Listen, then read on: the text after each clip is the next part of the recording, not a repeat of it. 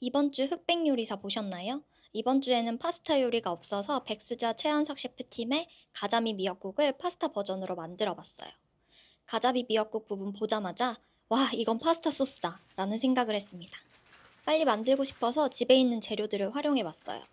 생각보다 재료가 많이 필요하지 않고 이 파스타의 핵심은 소스이기 때문에 광어나 가리비 없이 만드셔도 충분히 만족스러우실 거예요.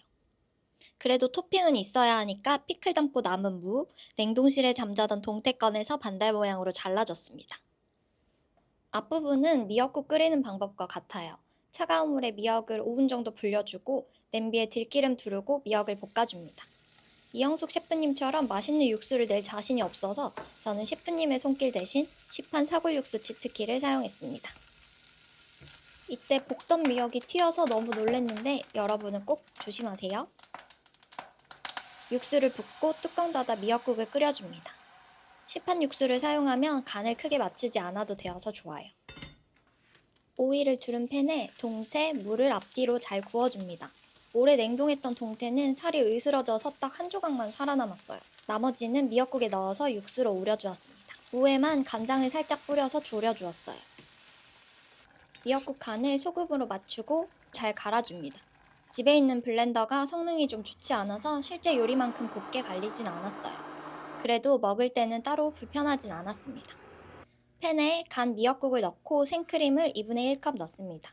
미역 때문에 이미 어느 정도 점성이 있어서 꾸덕하기 때문에 집에서 만들 때는 생크림 대신 우유를 넣어도 좋겠다는 생각이 들었어요. 미역 페스토를 만들었을 때는 엄청 비렸었는데 이 방법으로 만드니 고소하고 꾸덕하니 너무 맛있었어요. 역시 셰프님들은 다르네요.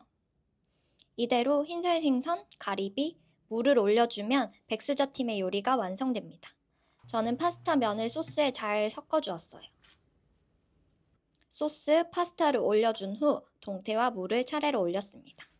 추가로 파르마지아노 살짝, 그리고 대파튀김 대신 저는 마늘 후레이크를 살짝 뿌려주었어요. 짜잔, 완성입니다. 지난번 알리오 올리오 먹을 때처럼 셰프님과 백인의 심사위원분들이 먹을 때 저도 따라서 먹어봤어요.